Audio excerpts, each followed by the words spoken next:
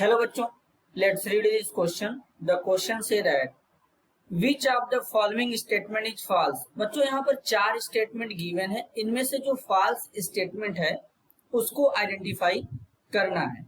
तो सबसे पहले समझेंगे की कॉन्सेप्ट। की कॉन्सेप्ट होगा बच्चों प्रॉपर्टीज ऑफ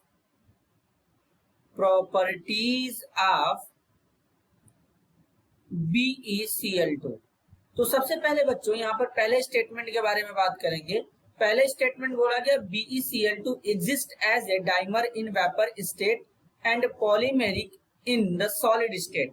तो बच्चों जो बेरिलियम होता है, ये जो इसका क्लोराइड है BeCl2 वेपर स्टेट में डाइमर के फॉर्म में कुछ इस तरीके से एग्जिस्ट करता है। ये है बच्चों बेरिलियम। अब इसके साथ में एक क्लोरीन इस तरीके से लगा देंगे, देन यहाँ पे दूसरा क्लोरीन लगाएंगे, तो इसका दूसरा भी मॉलिक्यूल आएगा बच्चों कुछ इस तरीके से, एक Cl यहाँ पे और एक Cl यहाँ पे इस तरीके से लगा देंगे। तो यहाँ पर इस तरीके से ये डाइमर के फॉर्म में BeCl2 एग्जिस्ट करेगा बच्चों वेपर स्टेट में। कौन से स्टेट में? वेपर स्टेट में। अच्छा बच्चों अब यहाँ पर इस तरीके से कैसे हो गया? तो जैसे अगर हम बात करें बेरिलियम के एटॉमिक नंबर की, तो एटॉमिक नंबर होता है 4, इलेक्ट्रॉनिक कॉन्फ़िगरेशन 1s2 2s2। अब यहाँ पर 2p होता है लेकिन 2p में 0 इलेक्ट्रॉन होंगे। तो यहाँ पर जब ये इलेक्ट्रॉन एक्साइटेड स्टेट में जाएगा तो यहाँ पर हो जाएगा एक इस तरीके से 2s1। फिर p में यहाँ पे क्या हो जाएगा बच्चों, इस तरीके से एक इलेक्ट्रॉन फिलअप कर देंगे तो यहाँ पर 2p1 हो जाएगा। तो 2 अनपेड इलेक्ट्रॉन है तो 2 बॉन्ड बनाएगा, 2 क्लोरीन इस तरीके से जुड़ेगा। क्लोरीन का वैलेंस इलेक्ट्रॉन 7 होता है बच्चों।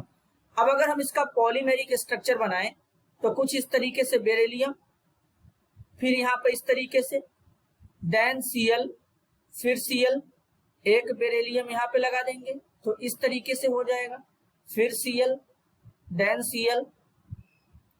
अब यहाँ पर क्या करेंगे बच्चों, इस तरीके से फिर से बेरिलियम लगाएंगे तो यहाँ पर बेरिलियम हो जाएगा, यहाँ पे इस तरीके से बॉन्डिंग हो जाएगा Cl, इस तरीके से ये एग्जिस्ट करता है। तो ये जो है ये हमारा पॉलीमेरिक स्ट्रक्चर है सॉलिड स्टेट में। कौन से स्टेट में बच्चों? Solid state. अच्छा बच्चों पॉलीमेरिक का मतलब होता है ढेर सारे मॉलिक्यूल आपस में ऐड होंगे, और डाइमर का मतलब होता है केवल 2 मोल। तो पहला स्टेटमेंट बच्चों करेक्ट है। सेकेंड में बोला गया है calcium hydride is called hydrolith. बच्चों जो CaH2 होता है ये एक आयनिक हाइड्राइड होता है, इसी को कहते हैं हाइड्रोलिथ। तो स्टेटमेंट सेकेंड जो है बच्चों वो भी क्या है? करेक्ट है। स्टेटमेंट थर्ड में बोला गया the oxide of beryllium and calcium are amphoteric. बच्चों जो बेरिलियम होता है ये क्या होता है? एम्फोटेरिक मेटल होता है।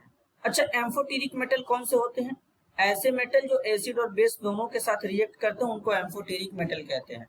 तो जो बेरिलियम का ऑक्साइड होगा BeO वो क्या हो जाएगा?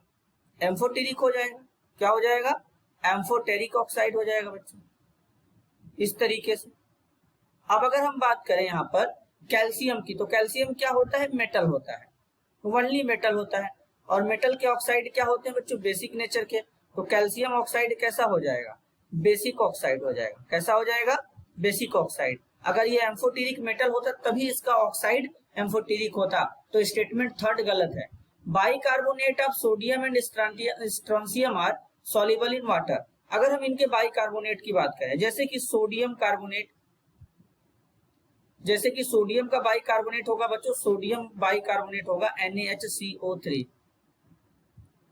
स्ट्रोंसियम का होगा SrHCO3।